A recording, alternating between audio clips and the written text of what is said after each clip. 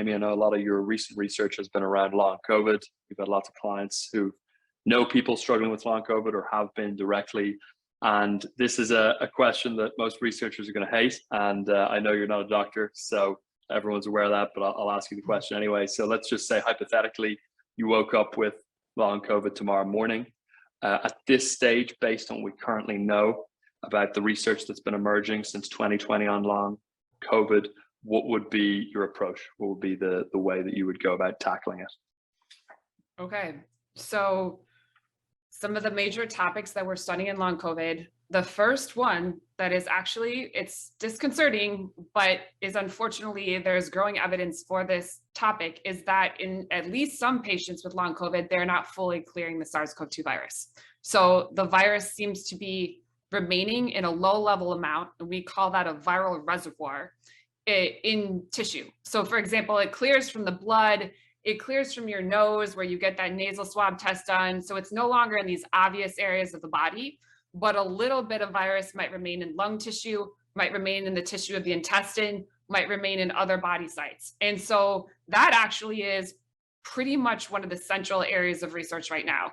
And for example, there was a team at Harvard that just showed, and the study still has to be reviewed, but they showed spike protein still in the blood of patients with long COVID months after initial illness. And there's another team at Harvard that still showed SARS-CoV-2 in stool sample from patients with long COVID up to 4 to 7 months. Not everyone, but some of the patients were still shedding the virus, right? So there's a growing body of research suggesting that patients may not be fully clearing the virus. So if that's the case, the first thing you would want to do is just any kind of antiviral that makes sense. And I know that people, look, I don't know enough to actually be able to recommend that very specifically, because for example, there's a big push and we want to do this. We want to know, for example, what about Paxlovid in long COVID, Pfizer's drug, for example, that people are using to target SARS-CoV-2 in acute COVID.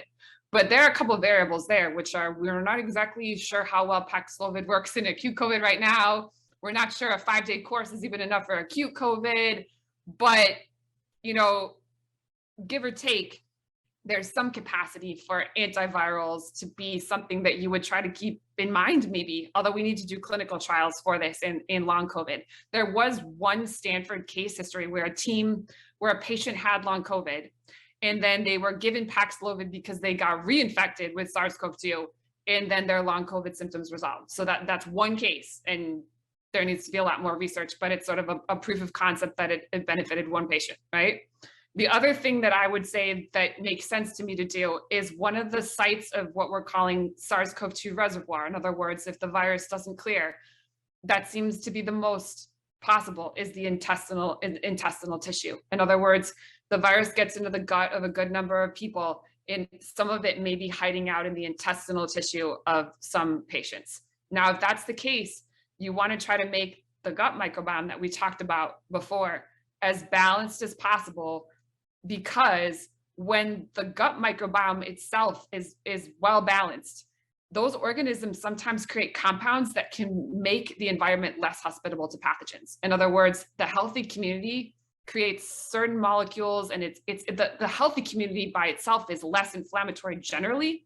So you sort of, at the very least, give the immune system a break by, the immune system doesn't have to figure out the mess of microbiome in the gut, freeze it up a little bit to maybe go after a little bit of that residual SARS-CoV-2 virus in the gut, right? And also the leaky gut issue that we mentioned before, there's a condition called multi-system inflammatory syndrome that's very similar to long COVID in children, where certain children just get very ill about 4 weeks after acute COVID, and they just get a very huge hyperinflammatory response and sometimes have to be hospitalized. Well, there's a team at Harvard that did a study on those children, and they found that many of them, even at 4 weeks, still harbored the SARS-CoV-2 virus in the gut.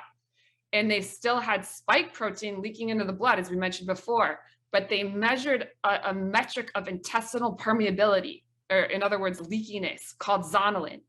And they showed that was upregulated.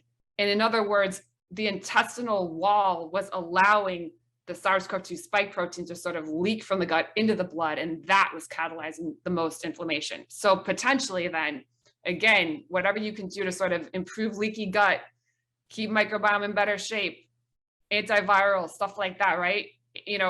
anything along those lines. And the other last thing is that we know another trend in patients with long COVID and even in acute COVID is that T cell activity and natural killer cell activity is being depleted. So to the extent that you can do anything to just improve, and this is generally speaking, the immune response, and what I mean is actually immunosuppression, not great, trying to actually invigorate the immune system, trying to keep the immune system active, to keep T cell activity, natural killer cell activity in as best shape as possible, that might be helpful as well.